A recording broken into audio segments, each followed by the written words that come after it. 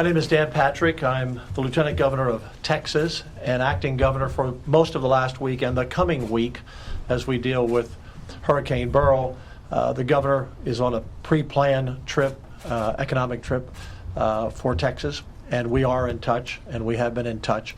But it's our responsibility here in Texas to prepare everyone for this hurricane. It's still a tropical storm as we speak, but it will be a hurricane.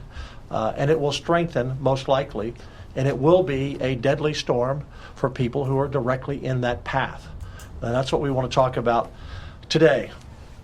Coastal, inland, and the Houston area are the three areas that I see that I want to be sure everyone is alert.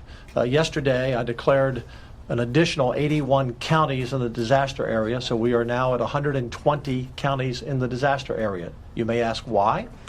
One of the reasons as this storm moves, and the good news is that it looks like it will move quickly through the state. If you'll remember Harvey many years ago, that storm hung around for days at a time because it slowed down, dumping rain on rain and rain. This will be a heavy rain event, but the storm will move quickly, at least as the forecast is right now, and that is subject to change. But it will go up through the state. So areas like College Station could see significant rain and flooding. So could Tyler, Texarkana, and other communities. Once again, that's on this track. If this track moves, which it often does in the last 12 hours to 15 hours of a hurricane coming ashore, then all communities inland should be prepared for heavy rain and potential flooding, and that's why you need to listen to your local officials as well in your local forecast for where you live. On the coast, we have thousands upon thousands upon thousands of people who are spending their summer vacation there, holiday weekend on top of that. And there is a concern that because they're not in their daily routine of watching the news or checking their internet or checking their emails, that they may not be aware of this storm. One of the things that kind of trigger our concern a little bit, we've looked at all of the roads leaving the coast and the maps are still green. So we don't see many people leaving. And what you will hear from our chief of our emergency management team, Nim Kidd, in a few moments, is that you don't want to be on the road tomorrow. Tomorrow will be a bad day for weather. This storm is predicted right now by the National Hurricane Center to land somewhere between Corpus Christi and Galveston Island. So if you're at Galveston, you may say, oh, it's down in Corpus. If you're at Corpus, you're saying, gee, it's coming right here. This can change, and very often will change, as we've seen from past storms. The National Hurricane Center actually says their average change of where they predict a storm to fall and where it falls can be 50 to 60 miles in the last 12 to 15 hours. So we could see movement on the storm. But right now, if you're between Corpus and Galveston, be prepared.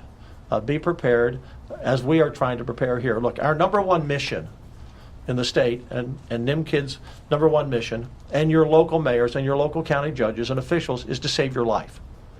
That's number one. Property can be rebuilt, but lives cannot be. This storm has already left 9 deaths in its path through the Caribbean. We don't want number 10 to be in Texas. And so what can you do to help us help you?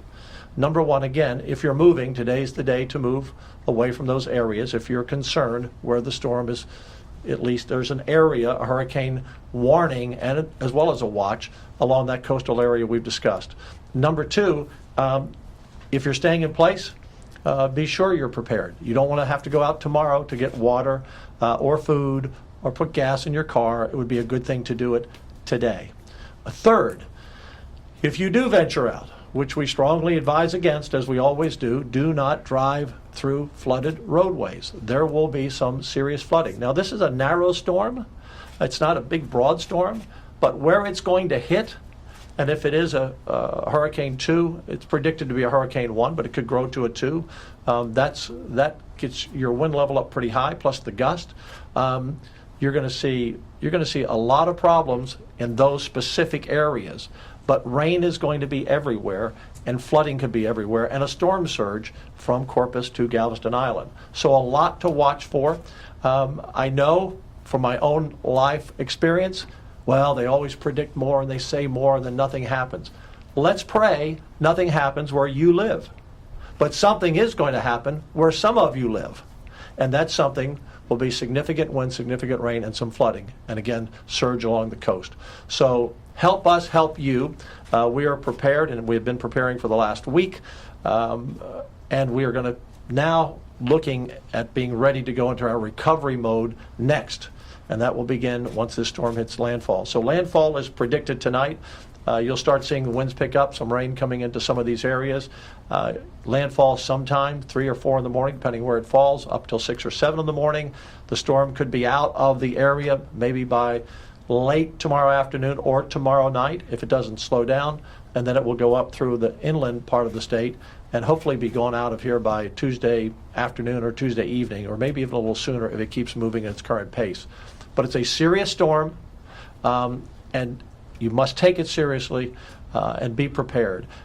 One thing I would say, lastly, before I turn it over to Nim, is many of you who are watching now have friends and family who live on the coast or who are visiting the coast. Call them, text them, email them. Look, the media is very important to get the word out. We count on that. But call your friends and your family members and say, hey, by the way, do you know that Hurricane Beryl is coming to your area, and we're not exactly sure between Corpus and Galveston where it's going to hit, and there's going to be flooding, and you're not going to be able to drive tomorrow?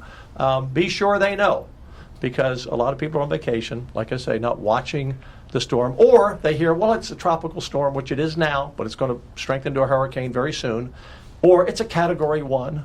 Trust me, you don't want to be in a Category 1. You're looking at winds 85, 90 miles an hour. You don't want to be in that. You don't want to be in 6 and 12 inches of rain. You don't want to be in flooding. So help us help everyone along the coast for sure, and those inland be watching out as well as Houston. That storm could keep moving that way. NIMKID is the best in the country. We have the best emergency management team in the country. We have been through so many storms in Texas, and I'm going to turn it over to him to give you more detail, but I'm very confident that Texas is ready. Your local officials are ready. I've talked to a lot of them. Nim has talked to a lot of them. I just want you to be ready. Nim? Thank you, Governor. As Governor Patrick mentioned, we have about 6 hours before the first tropical storm force winds line up somewhere along the Texas coast. Now is the time to make your final preparations in responding to this threat. There will be power outages.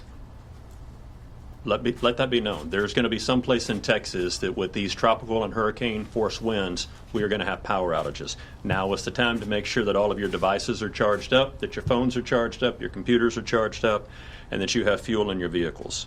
We have been in contact with every county judge along the Texas coast and their emergency management teams. Our agency has people in their emergency operations center. We have prepared search and rescue teams, emergency medical support teams, and we've also anticipated power outages for those that are power dependent. And so that's very important. If you have a family member that requires electricity for their lifelines at their homes, to make sure that you've checked on them, it's not too late. You have a few more hours to get them to a safe place. We've encouraged our local partners to check in with their debris contractors. The faster we get debris cleaned up, the faster we get back on the road to recovery. And for you personally, it's not too late to make sure you have all of the documents your insurance company is going to require, that you have them able to find. Most importantly, heed the warning of your local officials and stay tuned to your local meteorologist, because this path will likely change before landfall. I'm going to quickly run through some of the state agency resources that are supporting our local partners as we end preparation, move into response, and prepare for recovery.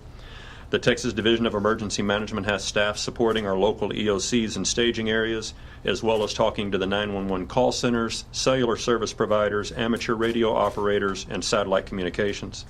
Texas A&M Forest Service has all hazard strike teams, which are local government firefighters from across the state. They are staged, ready to support those local governments that are impacted. They have incident management teams available, as well as SAW crews to help us with debris cleanup. The AgriLife Extension Service and Animal Health Commission are working with our livestock partners to make sure that livestock and all of their equipment are out of the way, and any animal shelter issues that we have. Texas A&M Task Force 1 has structural urban search and rescue teams in theater, as well as our swiftwater rescue boats, swimmers for our aircraft that you'll hear about in a few minutes, and then our medical support teams. Texas Commission on Environmental Quality has staff ready to support water, wastewater, and public drinking water systems. TxDOT has road crews that are out right now making sure all the transportation lanes are open, that the storm drains are open, and they're ready to assist in evacuation of motorists for those that get stranded or run out of fuel along the highways. Department of Information Resources making sure that all of our cybersecurity systems are up. The Department of Public Safety has Highway Patrol out in force. All of their aircraft are available for us, as well as their Marine unit. Texas Parks and Wildlife game wardens and their boats are out in force, as well as their state police from their parks. Department of State Health Services has rostered the Emergency Medical Task Force, which is over 50 ambulances, 7 ambuses, 25 missed personnel, and 10 medics to go on additional buses.